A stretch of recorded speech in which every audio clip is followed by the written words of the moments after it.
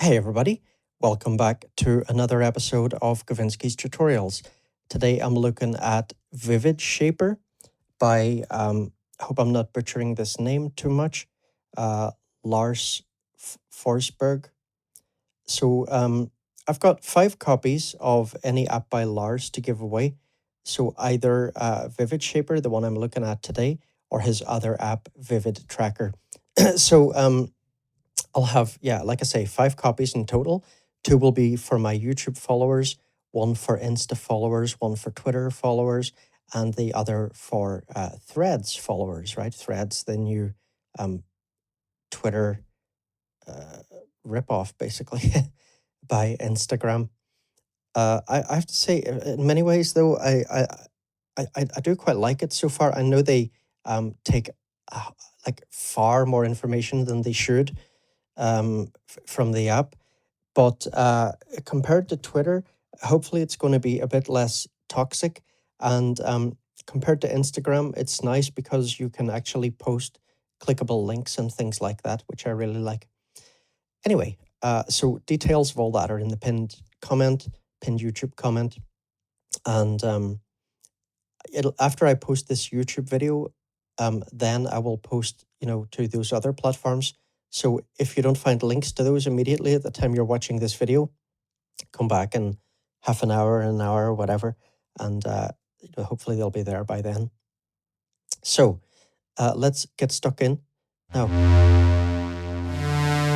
just listen to a couple of patches here. So first thing is, it sounds great, right?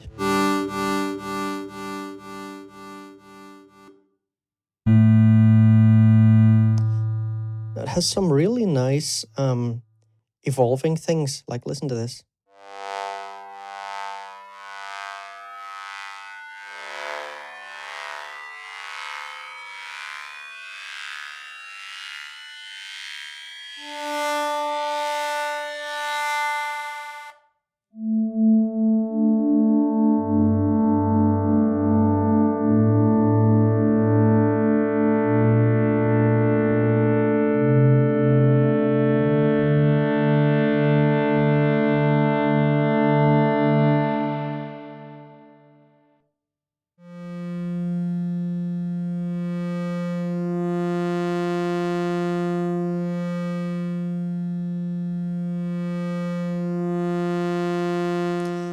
Okay, so sounds really nice if you like these kind of digital sounds, which personally, actually, I do. And I'm not adding any effects or anything, but obviously it would be really cool to add different effects to. All I'm doing is just putting it through a small dry room preset on Magic Verb. And here I put Barricade because I did find that a lot of the patches run a bit hot. As soon as I played a bit of polyphony, it was always going into the red here. So yeah, I just put Barricade here, and I decided to put it before the reverb. So let's just talk about what Vivid Synth is. So you're definitely going to want to go to the developer's website, and there's a link actually in the app. If you click on this help thing here, this help patch gives you an example of how to some of the very basic coding language for this. So it's using this coding system called Lua, and you can basically use it to make your own wavetables and make those wavetables modulate over time, right? Like we just saw, for example, there we had a morphing patch, whatever it was, sawtooth morphing into a triangle and so on. So it also has, right, the link to the page for this on the website. And so I don't normally really, go through manuals or anything in my video, but I'm just going to give you a quick overview of this. I think it's going to be the fastest way to explain this and let you see that it's not actually all that intimidating, really. I haven't had time. I mean, I've only just got my hands on this, and I wanted to get a video out on it for people quickly, because I don't think there's much out there to help people decide whether they're interested in getting this or not. And I'm also just extremely busy with my personal life at the moment. So let's just, make this a short one and make it simple, but give you a taste for things. So, first of all, it just goes through a little historical overview, okay, of wavetable synthesizers, which of course mentions PPG. Let's not even, every time I see PPG, I get sort of PTSD to all those apps being taken off the App Store. But anyway, the most important part is down here, really, where it explains why VividShaper is different from your average wavetable synth like Massive, Europa, or Serum. And why it's different is, well, we've already said that instead of having only a fixed number of waves to choose from, WaveShaper lets you program and modify your waves over time using the built-in Lua programming language. Now, I had never heard of this before, not into coding, but it genuinely seems pretty simple, pretty simple. So if you look here, for example, if you press the new button in the interface, it'll come up with something like this. And so here at the top, you just basically have the patch name. And here, basically what this just means is that this patch only uses one waveform, and it's just a sine wave. And basically all it does is get gated on and off, when you press a key. So you press a key, it'll immediately jump to full volume. You depress the key and it'll immediately make no volume, right? So there's not any ADSR envelope on that or whatever. But then if we go down, we can see, for example, another pretty simple one, but a bit more complicated than the last one. So here we have a triangle waveform. And here, basically, it's just saying control the volume with an ADSR patch. And these numbers will basically represent different aspects of that. Like it's going to have a 1 second attack and a 1 second decay. So after it'll take 1 second to reach maximum volume, right? And then over the next 1 second, it will reduce in volume. So it's not 0.8, so it's going to be 20% quieter than the initial volume. And then it will have a 3 second release. So it'll take 3 seconds for it to go to 0 volume, quiet, right? Now, you can have more than one oscillator, by the way, and stuff like that. So let's see. Yeah, you see, here's an example of a 2 oscillator patch. And let's just see. You can read all this yourself. I'm just going to, quickly go over a few of the main things. So we can see the different types of waveforms that we can have. So sine, triangle, sawtooth, square wave, and we can set the width of that, and random generated. And then here, I kind of skipped over this part actually, but it's probably a pretty important one. A variational autoencoder is a neural network that has been trained to send out the input as output, blah, blah, blah. Now, I'll leave you to read this yourself, but basically, yeah, it seems to be some sort of, neural network type thing, used to generate new output. I don't know. I mean, the dev told me that I think what he said, if I remember right, was that I don't think he used ChatGPT to make this app, um, but I think he used ChatGPT to make the presets for the app or something like that. So that's something really interesting, and I hope he makes a video on how to do that. He did say that he is going to make more resources for this. So yeah, here, it goes into how to set up morphing patches and stuff like that. Here it explains how to add in filtering effects, basically, and explains how that's a bit different from like a subtractive synth or whatever. And it has these things called waveform manipulators. So here it explains the code for those, like, for example, how to have wave folding, how to have wave normalization, and so on. And then it also has some maths functions, multiplying one thing by another or dividing or whatever.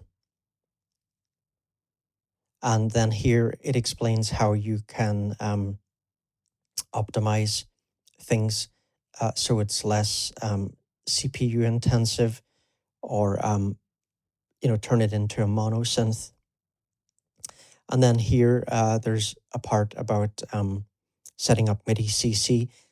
So some of these things, because I've been very limited time-wise, yeah, I haven't gone in too deeply.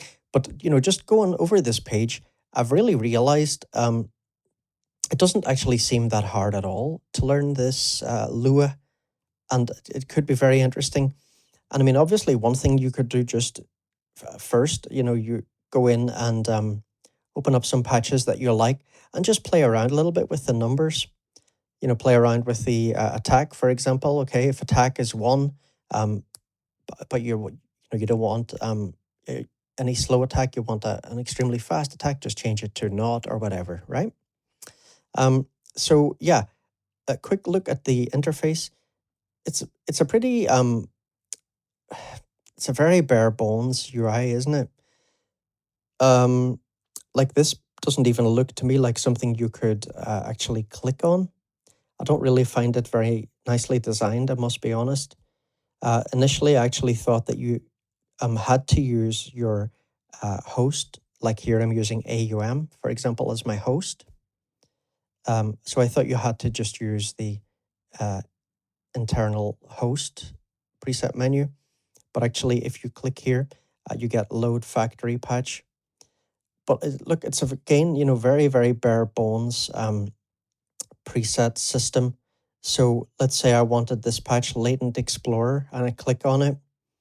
Then, I want to change it. Well, I've got to click in again, and then I've got to do another one, load factory patch, and then I got to, scroll through. And so there's no forwards and backwards buttons. There are no subfolders. You can't have a folder for basses, a folder for pads, whatever. I don't know why there are just so many subpar preset managers in iOS apps. It really drives me crazy, to be honest. So yeah, I would really like to see forwards and backwards buttons, proper preset subfolders for user presets, ability to import and export individual presets, but also like the whole batch import and export of all the user presets, or even just of a particular folder or whatever. Those are things that it should have. And I forget if I pointed out already, because this is not my first take on this video. So sometimes it's hard to remember whether I actually mentioned something in this take or just in the last take, for example. But parameters are not exposed here. So since, there is this section on parameters here, I don't know, if you do do some of the code related to CCs for external MIDI controllers, then maybe something will appear here. I don't know. And I haven't had time to look through the code for all the patches to see. So yeah, if there's some technical reason or something why parameters are not exposed here, maybe the dev could mention it in a comment or whatever. Or, you know, maybe, like I said, those will actually appear if you set it up right in the code. I don't know. But yeah, it's you know, something I certainly haven't seen this before, so I don't know. I mean, is this the first programmable wavetable synth on iOS? First one you can code yourself? I don't know, but it's the first one I've seen anyway. And like I say, the coding language seems pretty simple. So let's just finish off with just going through a few presets.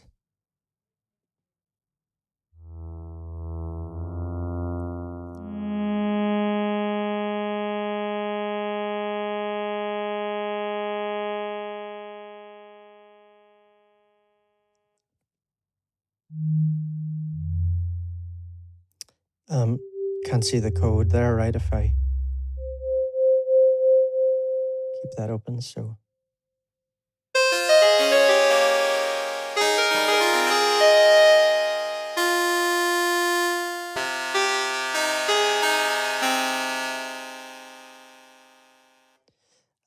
Now, some of them, like this one drum kit, when I first played it, I was like, why is there's no sound here?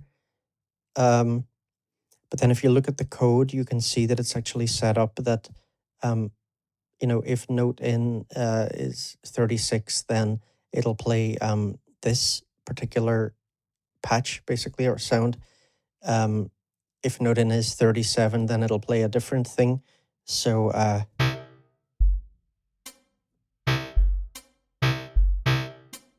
and so then if you're playing these other notes, right, they won't make any sound. So it's also got that, and that could definitely throw some people off.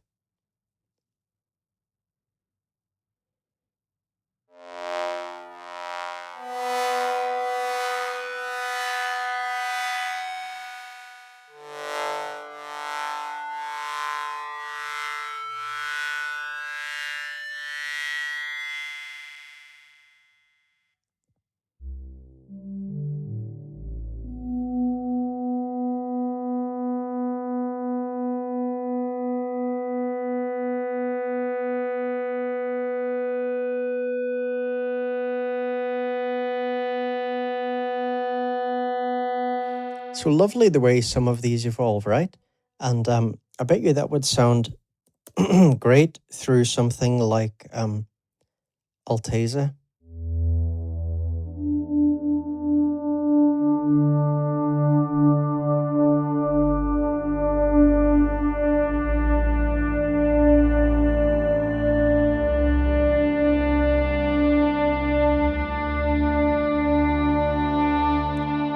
Yeah, definitely.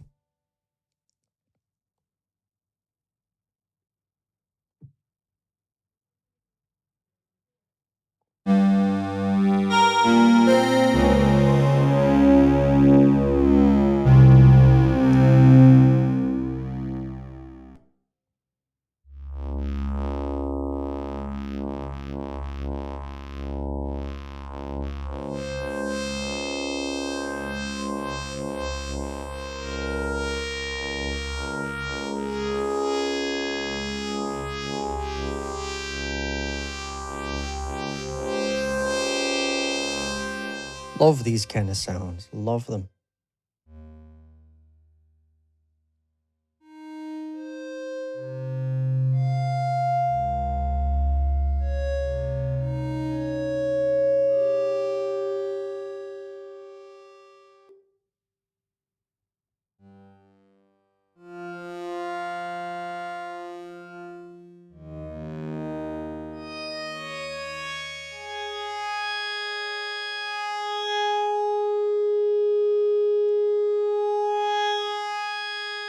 really, when testing them out, you know, it's best, a lot of them, just to play one note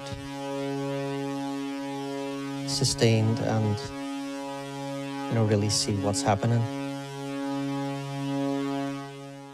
And you really see that a lot of them are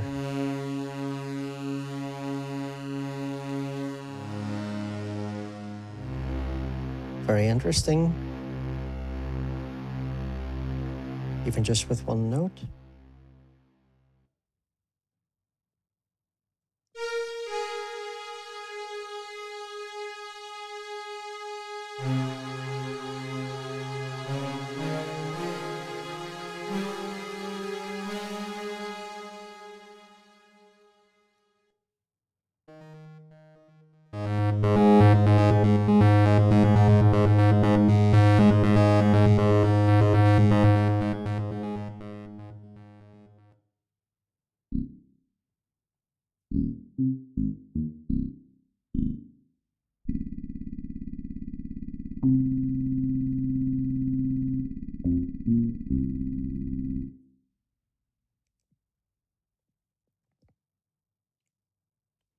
I think I remember this is a pretty cool one.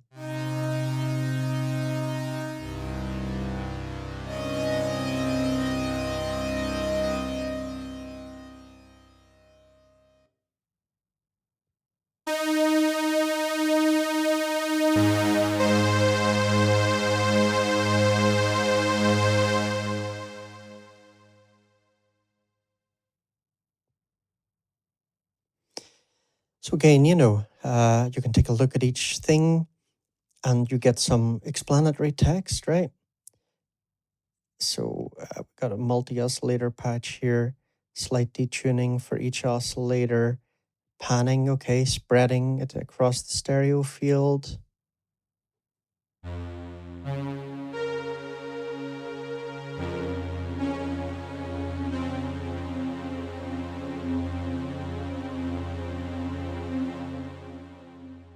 Now I'm tempted to go in and start messing around with some of these numbers, but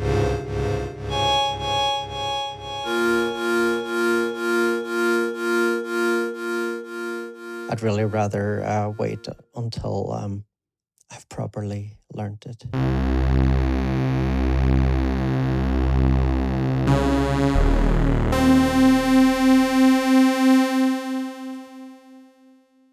Definitely all sounds.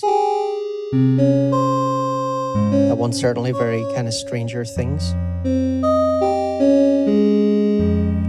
Very nice resonant one there.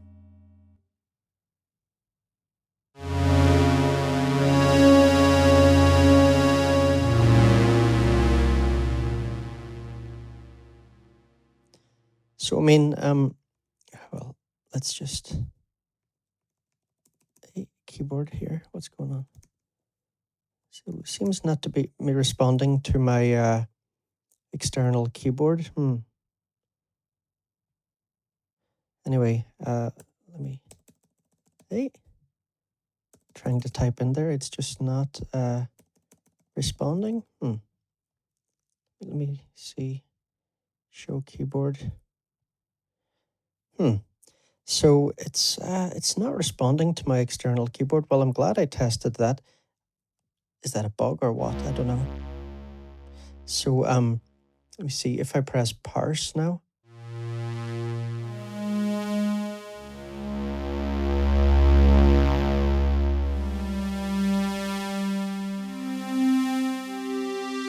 Should have that slower attack. Again, can't use the external keyboard.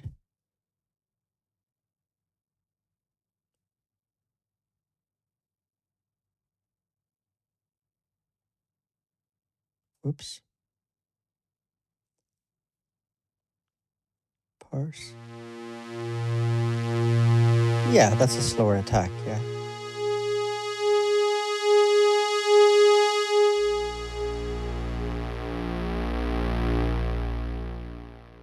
But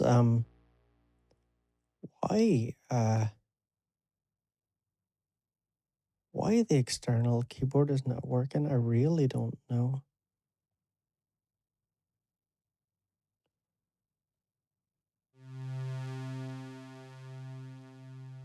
So there we've just increased the release time.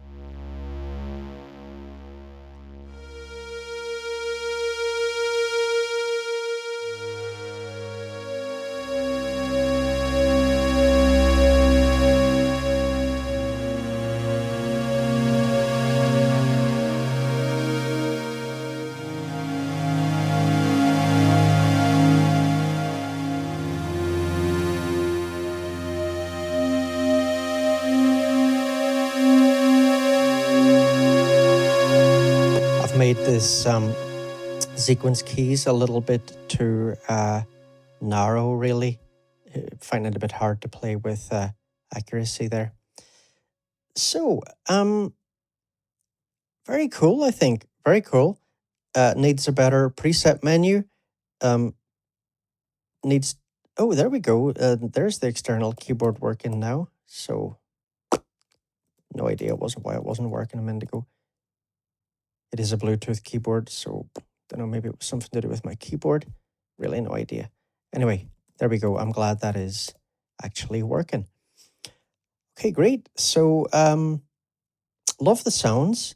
Love the website. It's nice that it has that historical overview, and it does seem reasonably easy to learn this Lua programming language. So, yeah, I can definitely see some people getting really into this, not just coders, but I think for a lot of people it could be probably,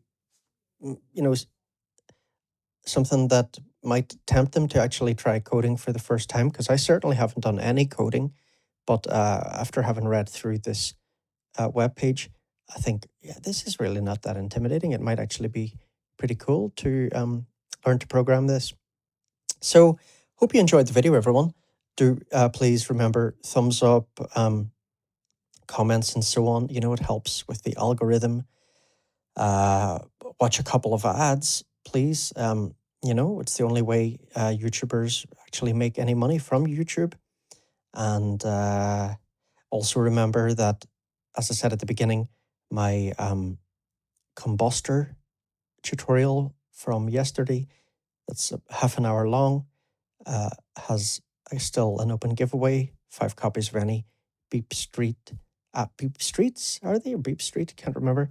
The Drambo devs, any one of their apps, again, across those different platforms, YouTube, Twitter, Threads, Insta. So, yeah, you'll find that in my archives just posted yesterday, or might be the day before, or whatever, depending on what time zone you're in. Okay, have a good one, everyone, and I'll see you in the next video. Take care.